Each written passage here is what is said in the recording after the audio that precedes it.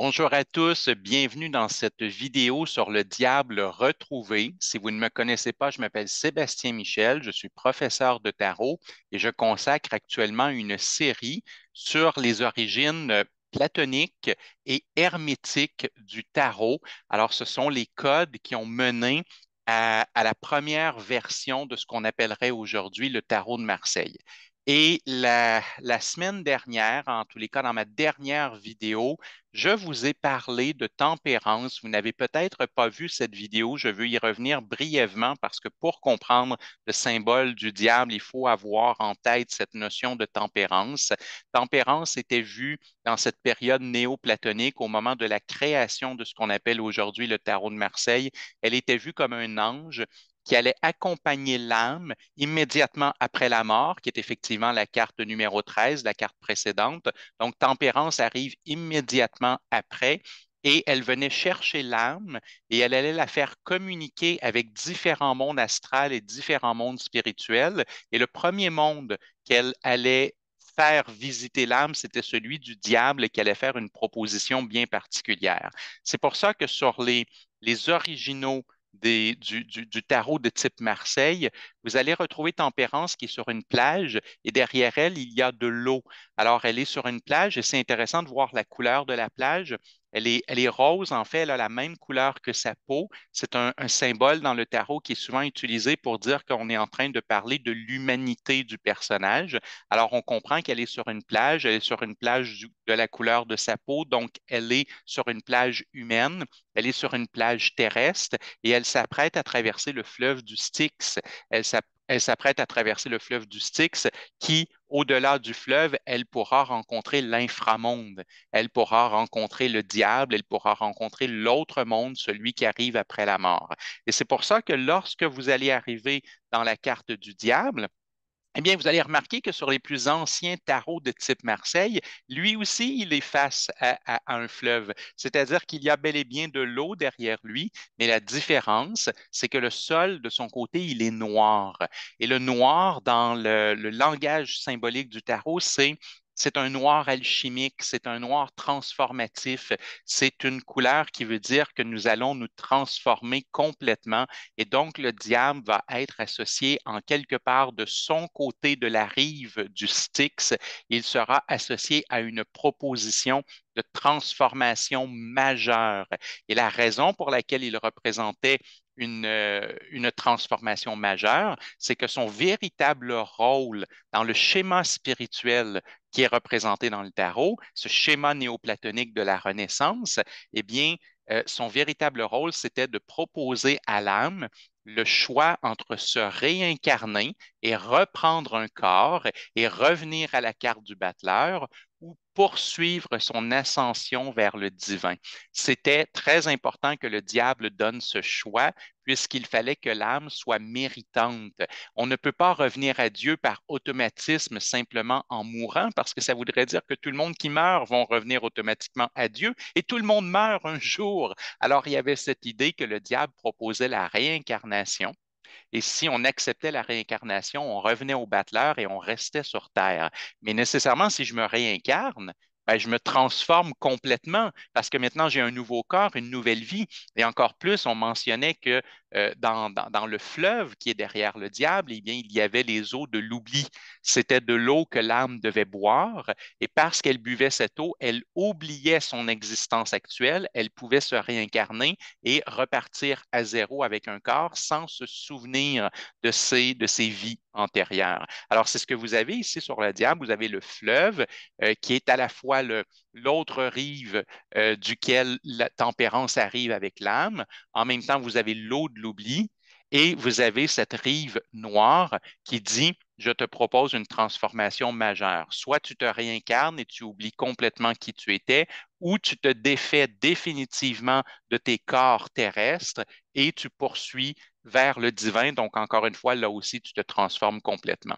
Alors, le rôle du diable dans le schéma néoplatonique, c'était le rôle du tentateur, c'était le rôle de celui qui veut convaincre l'âme de rester sur terre. Et comme ça, on sait si l'âme veut vraiment revenir à Dieu ou non.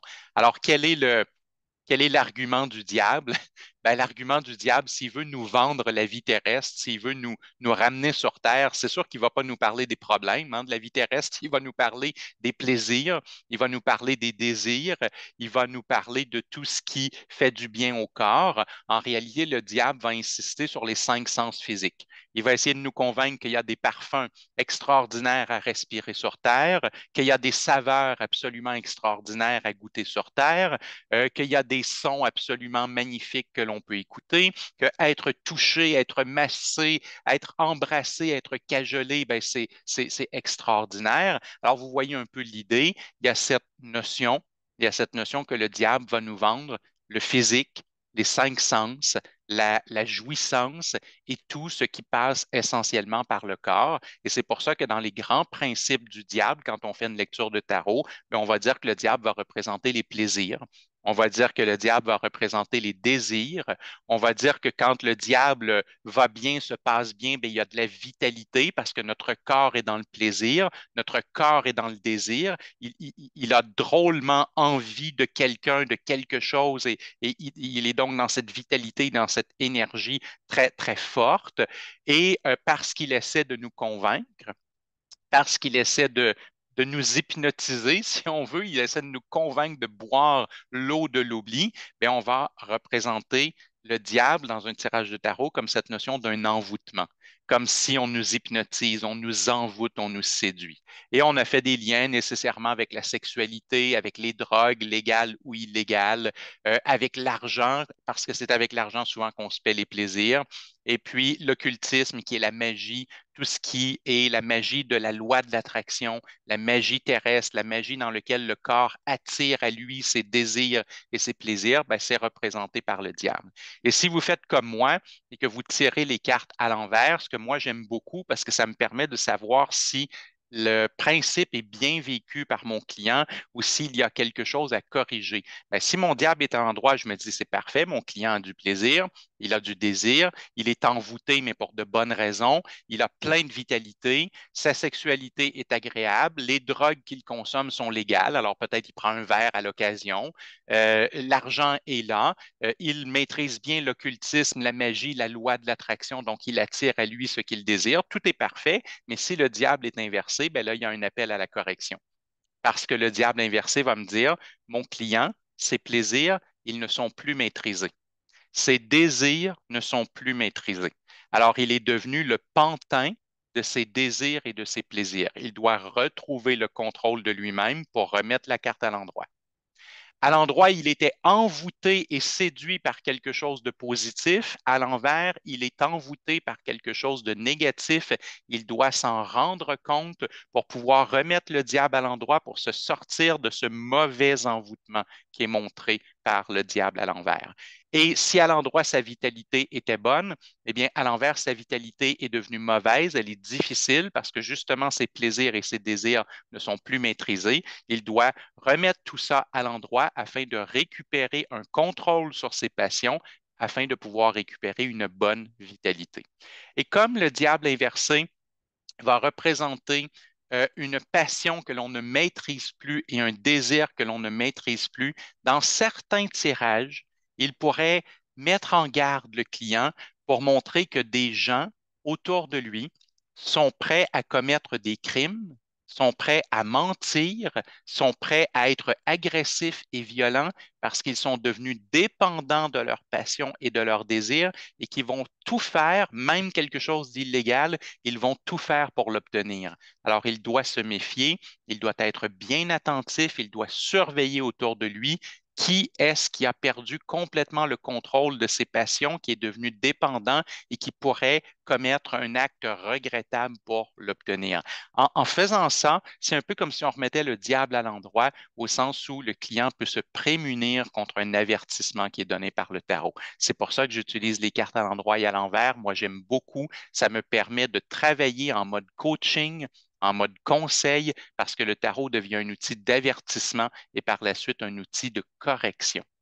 Alors, j'espère que vous avez apprécié cette vidéo. Si jamais vous avez envie de télécharger mon guide gratuit, les 10 trucs pour apprendre à lire plus facilement et plus rapidement le tarot, ben, il va y avoir un i qui apparaît au bout de mon doigt. S'il n'y a pas de i qui apparaît au bout de mon doigt, allez voir le texte qui accompagne la vidéo, il va y avoir un lien.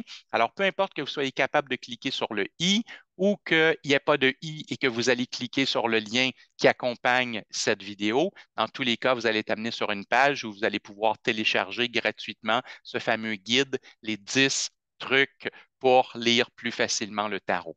Et moi, ben, dans quelques semaines, je poursuis cette série et je vous parle de la Maison Dieu retrouvée, que voulait vraiment, vraiment dire la Maison Dieu sur les premiers dessins du tarot de type Marseille. Alors sur ce, ben, je vous souhaite une bonne journée et je vous dis à bientôt.